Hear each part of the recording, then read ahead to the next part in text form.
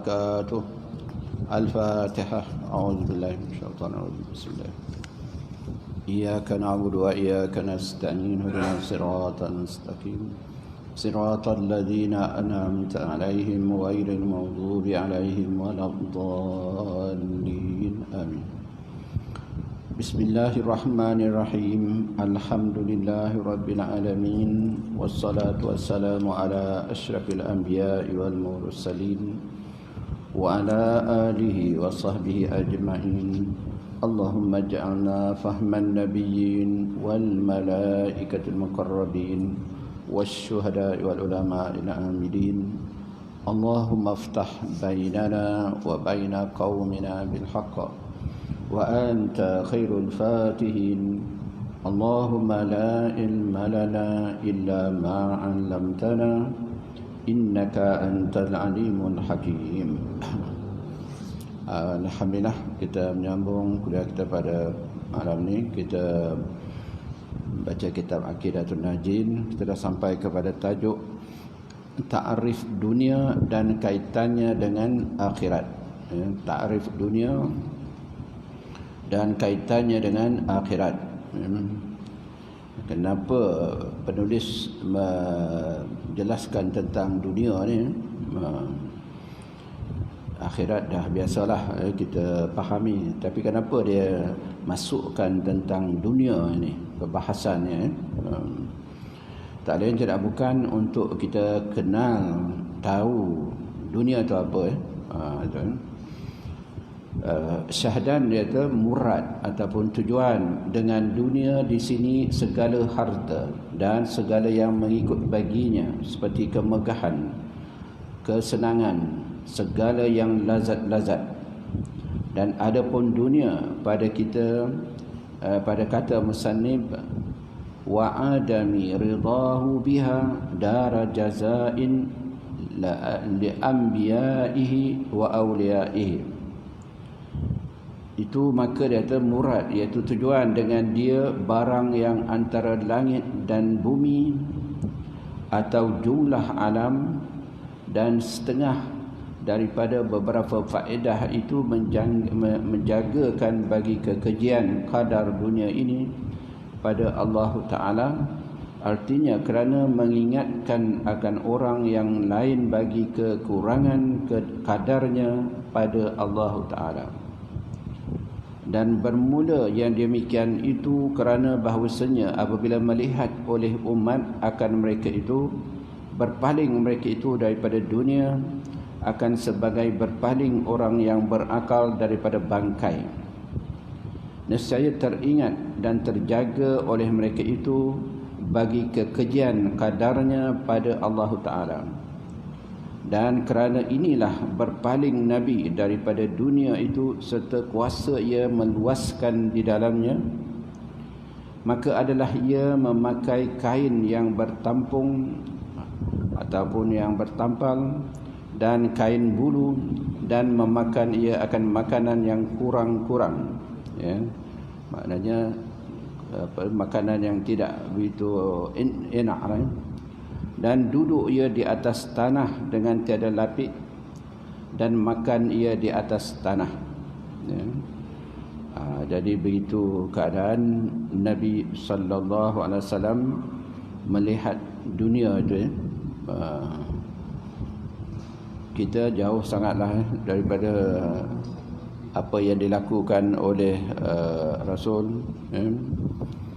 Kita rumah mesti ada set meja makan semua kan, set meja untuk apa, tamu dan apa semua kan. Jadi itu keadaan Nabi kalau nak bandingkan dengan kita. Dan bersabda ia, aku hamba, makan aku seperti barang yang memakan hamba, dan duduk aku seperti duduk hamba. Dan duduk ia di atas tikar dan atas kulit yang disamak, dan terkadang tidur ia atas tikar daun tamar yang kasar-kasar. Maka berbekas pada tubuhnya yang mulia, yakni pada lubangnya, dan masuk Saidina Umar kepada Nabi sallallahu alaihi wasallam dan ia berguling di atas tika daun tamar, mana sedang tidur di atas tika daun tamar, dan senya telah berbekas pada lubangnya dan bertelekan ia di atas bantal daripada kulit kambing yang diisi dengan sabut pohon tamar. Maka menangis Saidina Umar. Maka sabdanya, apa yang menangis akan dikau? Mana apa sebab yang kau ini menangis, ya Umar? Sembahnya, teringat aku akan Kisra dan Kaisar, yakni Raja Parsi dan Raja Rom, padahal mereka itu seteru Allah. Di dalam kain sutera dengan engkau Rasulullah, pilihannya daripada segala makhluk di atas tikar tamar ini. Jadi Saidina Umar tengok keadaan Rasulullah, tiba dia menangis dia. Dia kata Raja Kaisar dan Parsi, Raja Parsi dan Raja Rom yang durhaka kepada Allah, tapi mereka pakai pakaian yang dikatakan daripada sutera, baldu, dan tempat duduknya, tempat tidurnya memang mewah sekali. Tapi Rasulullah sallallahu alaihi wasallam hanya tidur di atas daun-daun pelepah tamar itu. Itu sebab dia terberbekas badannya apabila dia bangun. Maka sabda Nabi sallallahu alaihi wasallam, adakah padaku ini syak engkau ya Umar? Tidakkah engkau redha bahawa adalah bagi mereka itu dunia dan bagi kita akhirat? Jadi itu yang merubat hati Rasulullah sallallahu alaihi wasallam. Walaupun golongan raja-raja yang ada pada ketika itu dengan kemewahannya, makanan, pakaian dan semuanya, kenderaannya, tapi Rasulullah kata mereka itu semuanya hendak cepat untuk mendapat kebahagiaan dunia, tapi mereka tidak ada bahagiannya di akhirat.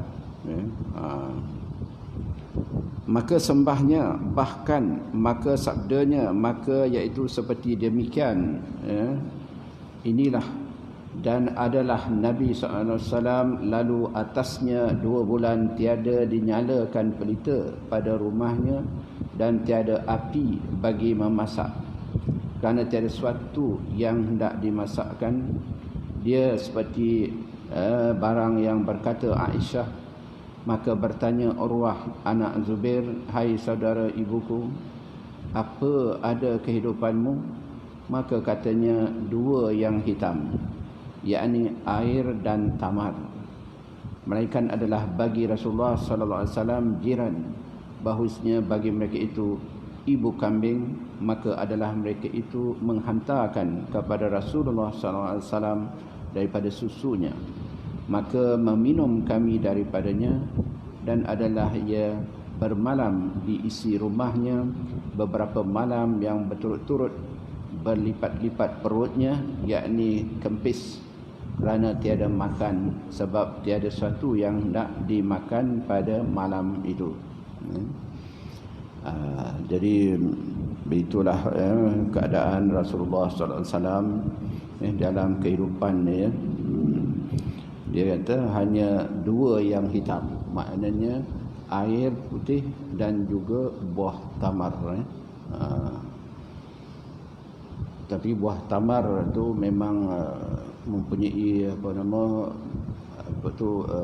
power lah kalau dimakan. Buah tamar boleh tahan. Siapa yang makan buah tamar apabila berbuka tu memang mempunyai kekuatan lah selepas kita berbuka. Itu sebab kalau di Mekah itu dia orang makan buah tamar saja, lepas tu sembahyang maghrib, sembahyang tarawih dan apa semua, dah lepas tu barulah dia balik ke rumah, makanlah apa-apa yang buat sikit kan. Jadi itulah keadaan Rasulullah SAW dalam kehidupan dia. Dan cerita daripada Ibnu Abbas radhiyallahu anhu, Katanya, adalah Rasulullah sallallahu alaihi wasallam pada suatu hari dan Jibril di Bukit Safa. Maka bersabda ia, demi Tuhan yang membangkitkan dikau dengan sebenar, tiada berpetang-petang bagi isi rumah Muhammad segenggam daripada tepung, dan tiada setapak tangan daripada sawik, yakni sagun. Maka tiada sempurna berkata-kata dengan Jibril hingga didengar suara yang amat keras daripada langit yang mengejutkan dia. Maka sabda Rasulullah sallallahu alaihi wasallam, adakah menyuruh Allah Taala akan kiamat bahawa berdiri ia? Maka sembahnya tiada. Dan tetapi Allah Taala menyuruh ia akan Israfil turun. Maka turun ia dengan suruh Allah mendirikan kepada Tuhan hamba. Tatkala mendengar Allah Ta'ala akan kalam Tuhan hamba, maka mendatang akan dia oleh Israfil. Maka berkata ia bahawasanya Allah Ta'ala telah mendengar akan barang yang Tuhan hamba sebutkan itu. Maka menyuruh ia akan daku kepadamu dengan beberapa anak kunci pembendaharaan bumi. Dan menyuruh ia akan daku bahawa melintangkan atasmu. Aku menjalankan sertamu akan segala bukit Saimah jadi permata zamrud dan yakut dan emas dan perak. Jikalau engkau kehendak Nabi lagi raja, maka ambil olehmu, dan jikalau engkau kehendak Nabi lagi hamba, maka ambil olehmu. Maka mengisyarat kepadanya oleh Jibril bahawa engkau tawaduk. Maka lalu bersabda ia, tetapi Nabi lagi hamba dan pada syifaat. Jadi ditawarkan kepada Rasulullah sallallahu alaihi wasallam Bukit Taimah. Bukit Taimah ini dikatakan boleh diubah oleh Allah Subhanahu Wa Taala jadikan permata, intan belian dan juga emas perak. Jadi dia pilih kepada Rasulullah, apakah kamu hendak jadi seorang hamba, Nabi lagi hamba, ataupun kamu hendakkan kemewahan hidup yang penuh dengan kebahagiaan, emas, perak dan semuanya. Tapi Nabi lebih pilih, dia kata Nabi lagi hamba. Jadi dia tidak mau kemegahan hidup, harta benda, emas, perak dan macam-macam lagi. Nama kitab bahawasanya Jibril berkata ia baginya, bahawasanya Allah Ta'ala berfirman, ia bagi engkau, adakah kasih engkau bahawa aku jadikan bagi engkau akan ini segala bukit emas, dan adalah ia serta engkau di mana tempat ada engkau. Maka tunduk Nabi satu saat, kemudian maka sabda ia, hai Jibril, tiada bagiku dan bagi dunia. Jadi masalah kesenangan, kemewahan tak ada dalam hidup Rasulullah, dan tak ada tentang dunia ni. Maknanya Rasulullah SAW terlalu zuhud, wara' dalam menghadapi kehidupan dunia ni. Bermula dunia itu negeri bagi orang yang tiada negeri baginya. Dunia adalah negeri bagi orang yang tiada negeri baginya, dan harta bagi orang yang tiada harta baginya. Dan senya yang menghimpunkan dia itu orang yang tiada akal baginya. Maknanya orang yang menghimpunkan harta, kekayaan apa semua tu, dianggap tidak sempurna akal, tidak ada akal kata. Maka kata Jibril baginya, telah menetapkan oleh Allah Ta'ala akan dikau dengan perkataan yang tetap. Dan pada satu riwayat bahawa aku berlapar satu hari, maka aku sabar, dan aku kenyang satu hari, maka aku syukur. Maka apabila tilik Maknanya dilihat oleh orang yang berakal pada barang yang hasil bagi anbiya daripada kesakitan dan kesusahan dan bala, nescaya hasil baginya pengetahuan dengan bahawasanya tiada reda ia bahawasanya menjadikan dunia itu negeri tempat balasan bagi anbiya-Nya dan juga awliya-Nya, kerana fana'nya, makna binasanya dan hinanya dan picitnya, sempitnya daripada barang yang memberi ia akan mereka itu daripada nikmat. Dan jikalau ada ia negeri tempat balasan, nescaya menjadi ia akan dia bagi mereka itu, kerana bahawasanya mereka itu terlebih banyak ibadah daripada makhluk dan terlebih sangat taat. Dan kerana inilah bersabda Nabi sallallahu alaihi wasallam, ad-dunya jifatun qaziratun, artinya bermula dunia itu bangkai lagi luat ataupun lagi kotor, dan tiada mengambil oleh mereka itu alaihi wassalam daripadanya melainkan sekira-kira bekal orang yang hendak bersegera berjalan. Dan lagi sabdanya sallallahu alaihi wasallam, kun fid dunya ka'annaka gharib aw abiru sabilin, artinya jadikan olehmu akan dirimu di dalam dunia ini seolah-olah engkau orang yang dagang, tetapi seolah-olah orang yang lalu pada jalan, ya. Maknanya kehidupan kita di dunia ni seperti kita mengembara saja. Kita berhenti sekejap, itu dalam kehidupan, ya.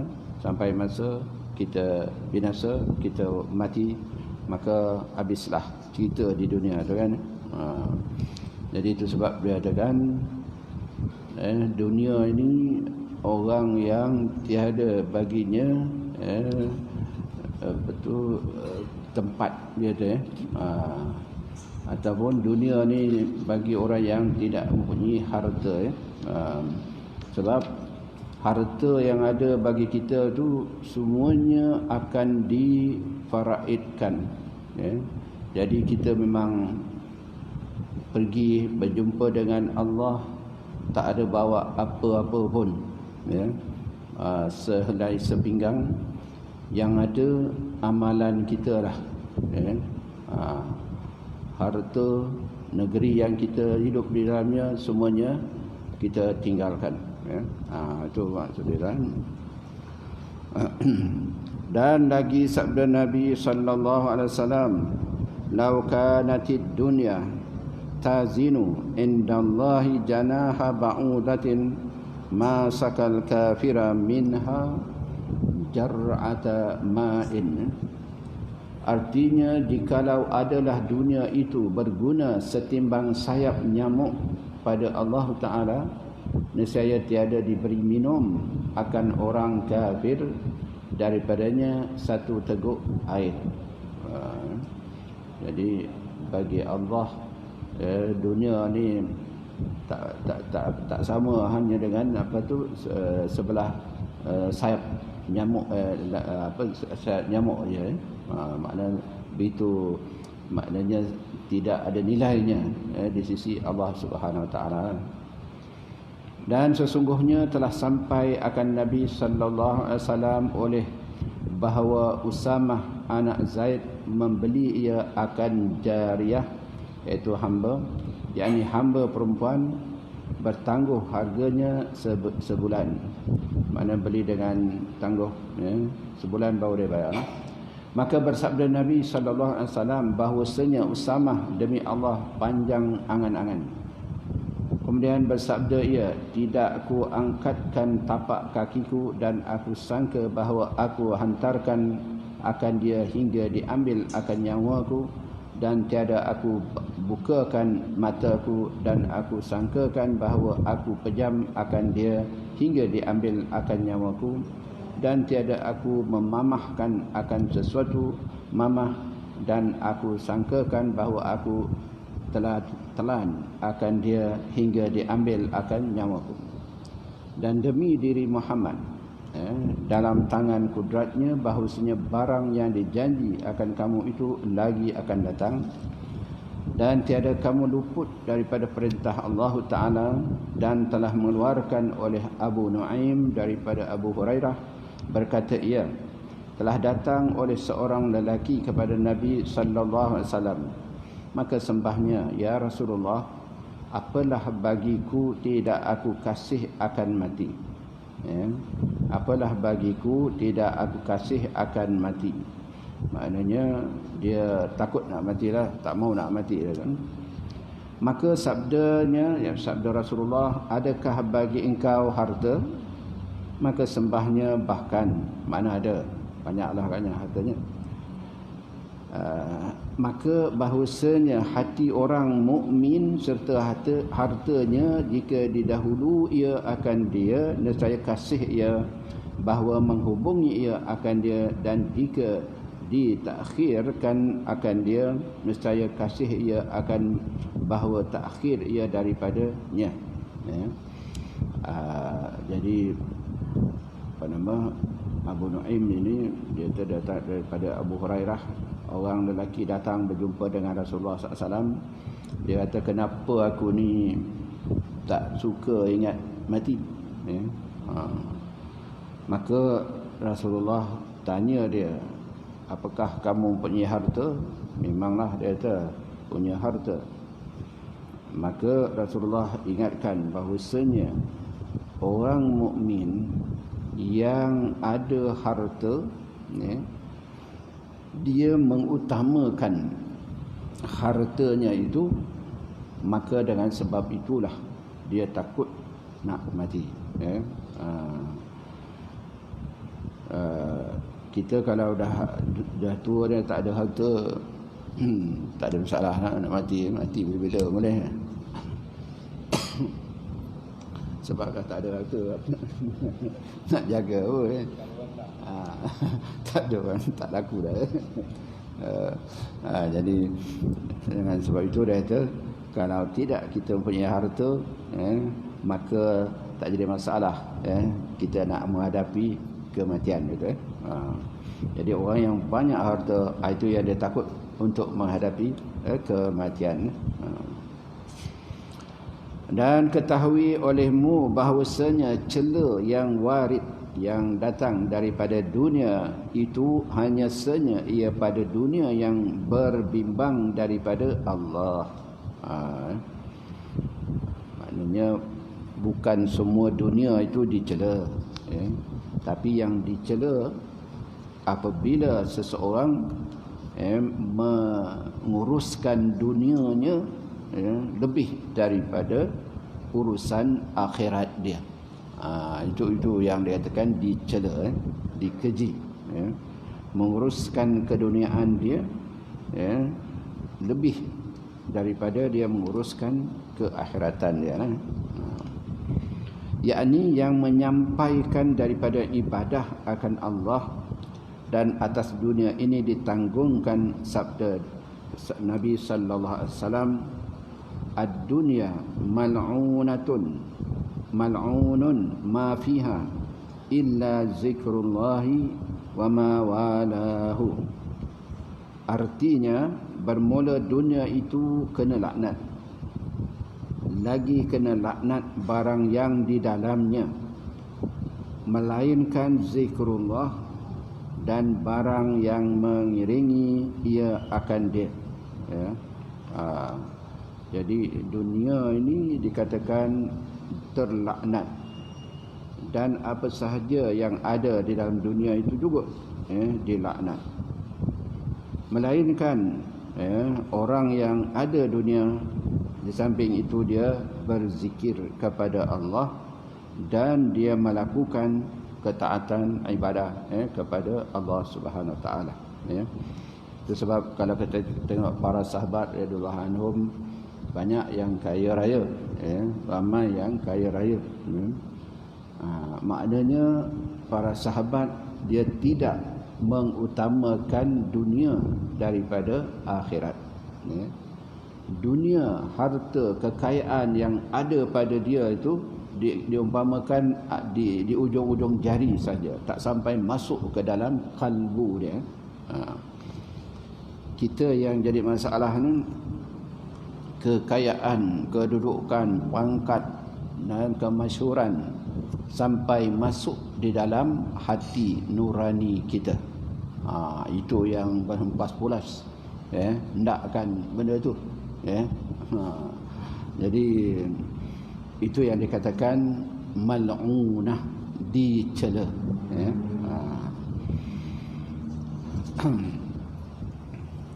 artinya daripada tasbih dan tahmid dan lainnya, daripada segala bagi ibadah. Maknanya di samping dia ada harta, dia tidak tinggalkan beribadah, bertasbih, berzikir kepada Allah Subhanahu Wa Taala. Adapun dunia yang tiada membimbang ia daripada zikrullah, maka tiada cerca padanya, tetapi ia dipuji dan atasnya ditanggungkan sabda Nabi sallallahu alaihi wasallam, sebaik-baik dunia itu kenderaan bagi orang yang mukmin dengan dia sampai ia kepada kebajikan. Kekayaan yang ada, yang berlimpah ruah, dia gunakan untuk nak sampai kepada apa sahaja kebajikan, ketaatan kepada Allah Subhanahu Wa Taala. Kekayaan yang ada, dia bantu golongan orang-orang susah, orang-orang miskin, membantu golongan-golongan yang berdakwah, melaksanakan dakwah, menyampaikan Islam dan macam-macam lagi lah. Jadi orang yang mempunyai keduniaan macam tu adalah dipuji, dipuji oleh Islam. Dan dengan dia lepas daripada kejahatan, dan dengan demikian itu diketahui akan bahawasanya dunia itu tiada ia kepujian bagi zatnya dan cerca bagi zatnya.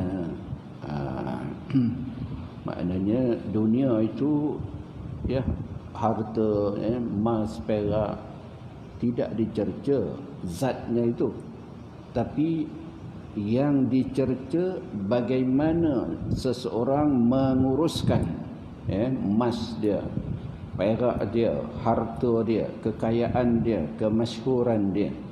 Itu yang dicela kalau dia tidak kembali ataupun mengingati Allah Subhanahu Wa Taala dan melaksanakan segala tanggungjawab kepada Allah Subhanahu Wa Taala. Jadi itu tentang dunia. Jadi kita telah diperjelaskan oleh penulis ini tentang dunia yang patut kita fahami dan bagaimana pengurusan yang patut kita lakukan terhadap dunia ni. Dunia ni maknanya apa sahajalah kesenangan, kebaikan, tak kiralah emas peraknya, keluarganya, isterinya, kaum kerabat, semua itu dunia. Jadi bagaimana seseorang itu dapat menguruskan urusan keduniaan dia mengikut apa yang dikehendaki oleh Allah dan Rasulnya.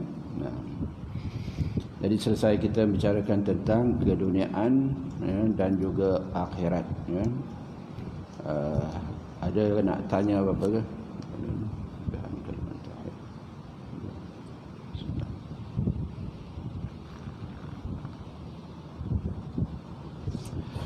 Ada. Kalau tak ada kita teruskan. Kelebihan kalimat tauhid, kelebihan kalimah tauhid.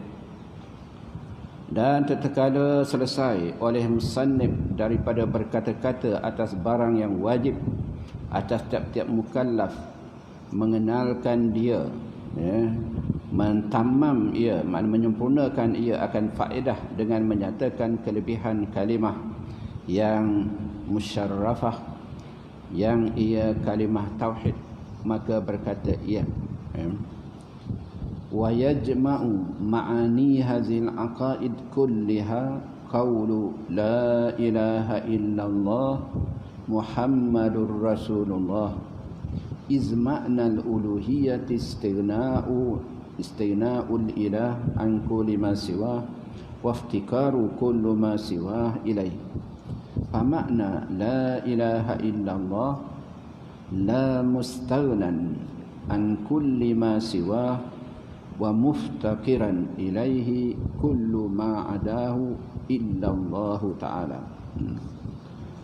Dan menghimpunkan akan segala makna ini, iaitu aqaid, ya, sekaliannya oleh kata la ilaha illallah Muhammadur Rasulullah, ya.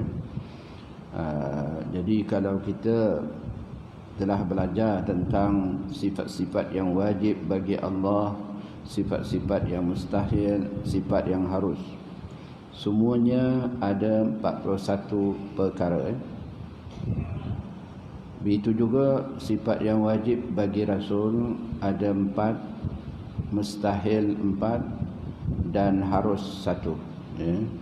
Jadi ada 9. Jadi keseluruhannya adalah 50 perkara yang perlu setiap orang yang mukallaf, ya, tahu, ya, dan yakin serta dapat faham, ya, setiap daripada yang 50 perkara tu, ya.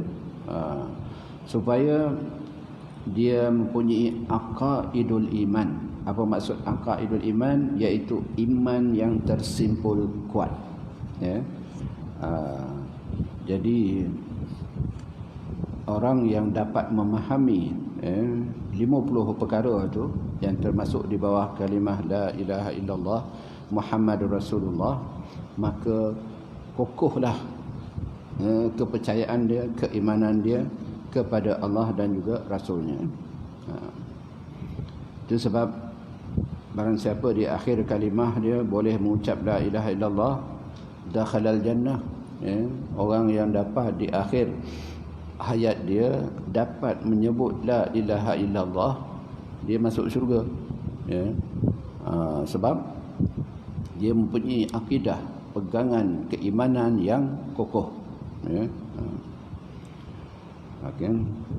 Dan menghimpunkan akan segala makna ini aqaid sekaliannya oleh kata la ilaha illallah Muhammadur Rasulullah, kerana makna ketuhanan itu terkaya, Tuhan daripada tiap-tiap barang yang lainnya, ya.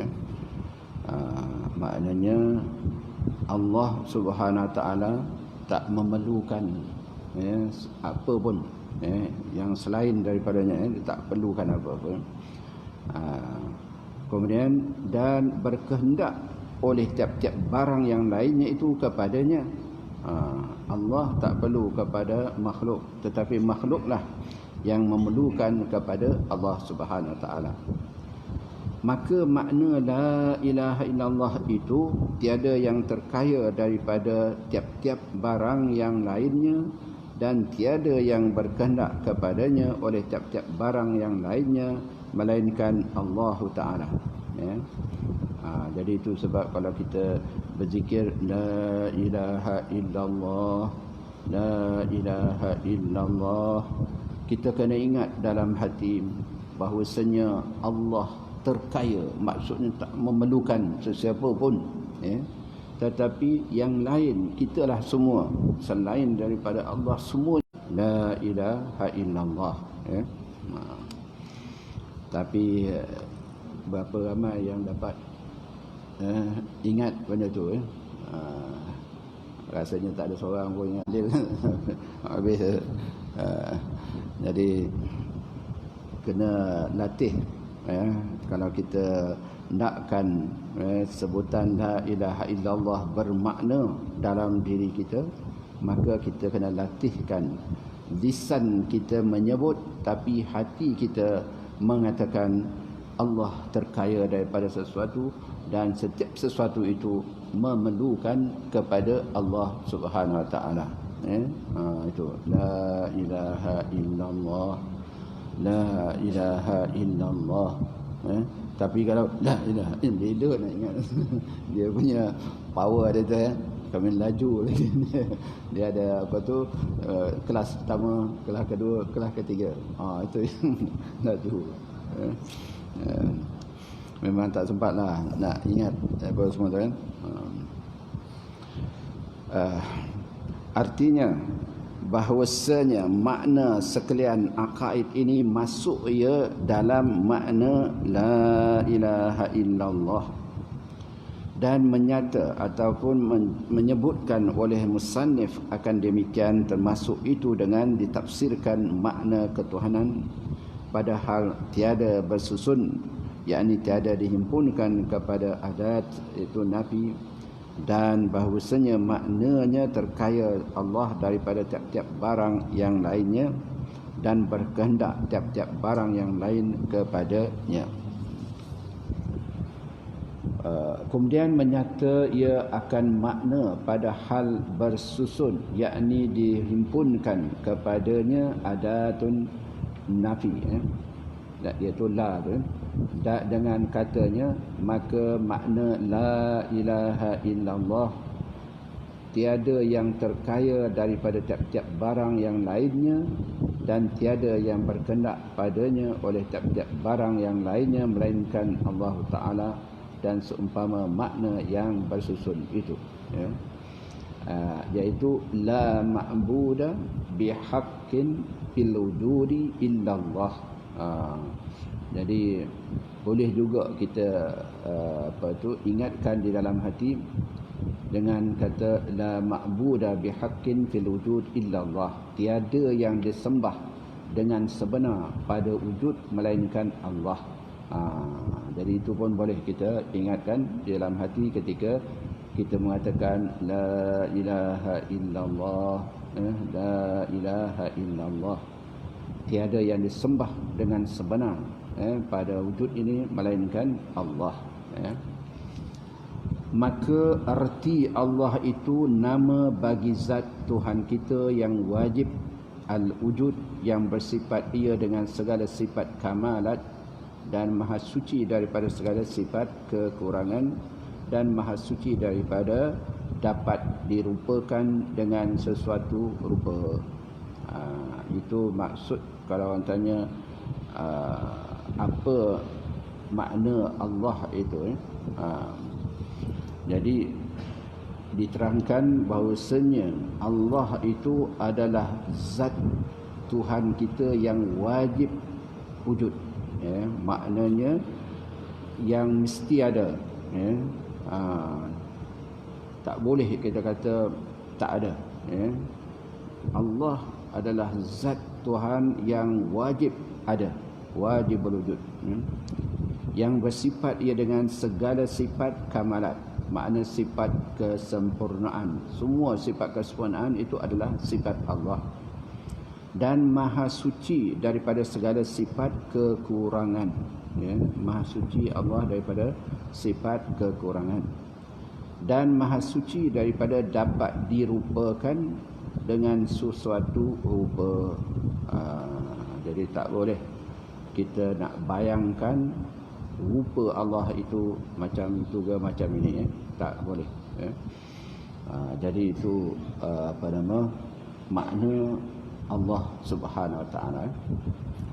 Dan makna inilah yang diamalkan tatkala menyebut la ilaha illallah pada segala negeri yang besar-besar pada sekalian masa, kerana mudah menghindarkan dia sebab pendeknya, lagi pula terkandung di dalamnya oleh barang yang terkandung padanya, la mustaghniyan an kullu ma siwa wa muftakiran ilaihi kullu ma adahu illallah.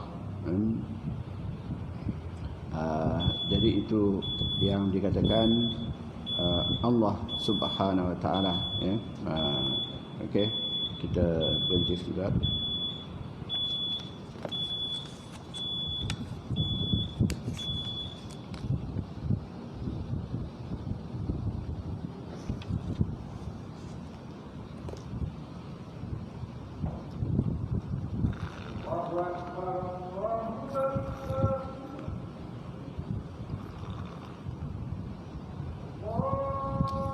Allah.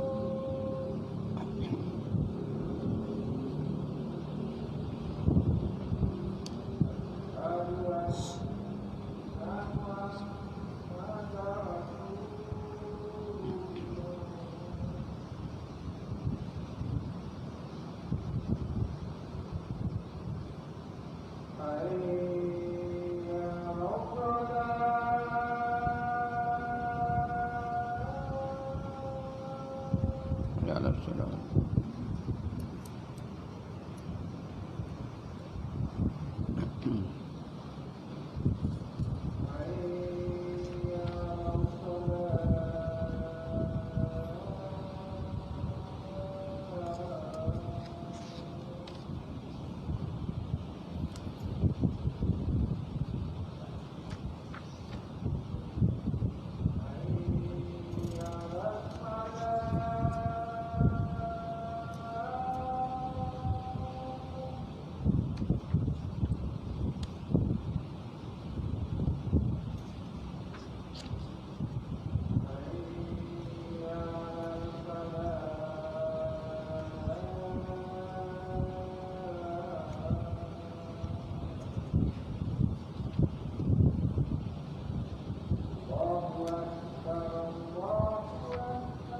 Allah.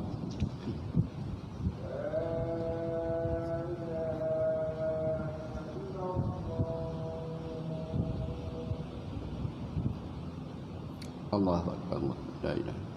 Allahumma salli. Allahumma rabbana. آتي سيدنا محمد السلام والشارك الرجل العالي وابعث المقام المحمود الذي إنك لا kita habiskan sikit lagi.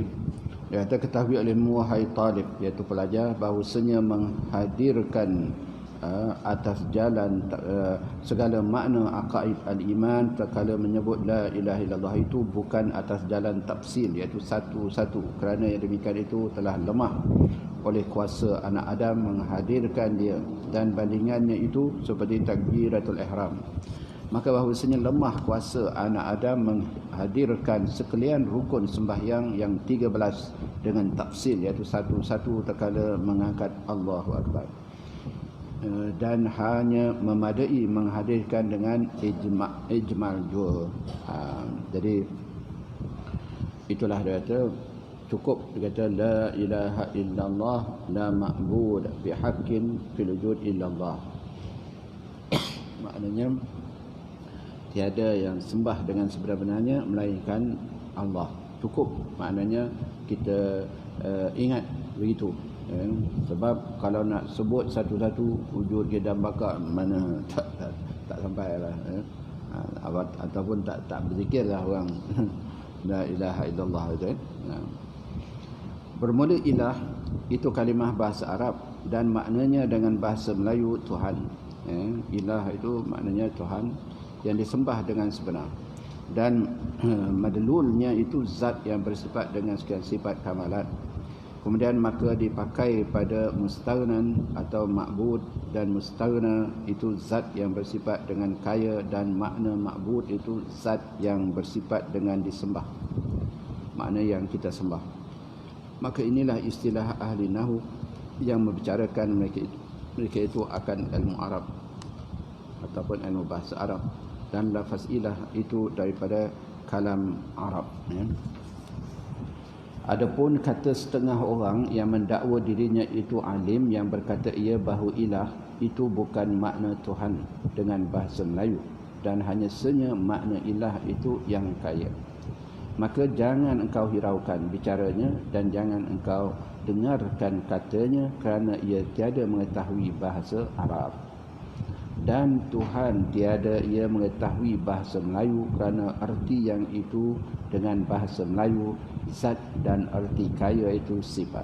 Maka hendaklah engkau kembali kepada bicara yang dahulu itu jua, dan betapa ia menyalahi daripada yang sebenarnya.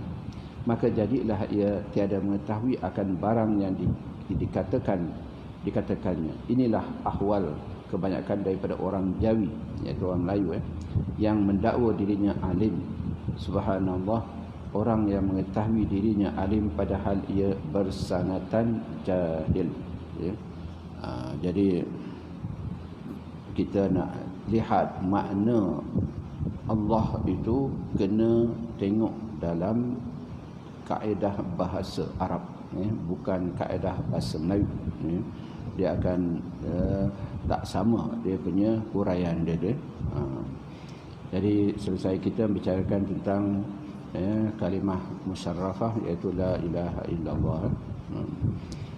Kemudian kita berhenti sekarang itu, insya-Allah akan datang kelebihan orang yang berilmu pula. Wallahu alam. Bismillahirrahmanirrahim. Rabbana anfa'na bima 'allamtana, rabbi 'allimna alladhi yanfa'una, rabbi faqihna faqih ahlana wa karabatin lana fi dinina ma likulli unsa wa dzakar rabbi wa fiqna wa fiqum lima tartadi qawlan wa fi'lan karama warzuqal kulla halalan daima al-akhilla adki ulama nahza bil khairi wa naqta kull syar. Rabbana aslih lana kulla syu'un wa akarra birridha minka uyun waghfir rabbana kulla duyun qabla an ta'tiyana rusulul manun waghfir istur anta akraman man satar wa salatullah talsan mustafa ملنا الحق دعنا والوباء بكتاب فيه للناس سبا وعلى الآل الكرام الشرفاء وعلى الصحب المصابيح الورى اللهم اهدنا بهداك وجعلنا ممن يسار في رضاك ولا تولنا وليا سواك ولا تجعلنا ممن خالف أمرك وعصى وحسبنا الله ونعم الوكيل ولا حول ولا قوة إلا بالله العلي العظيم سبحانك الله بحمدك نشهد أن لا إله إلا الله نستغفرك ونتوب إليك وصلى الله على سيدنا محمد وعلى آله وصحبه وسلم والحمد لله رب العالمين.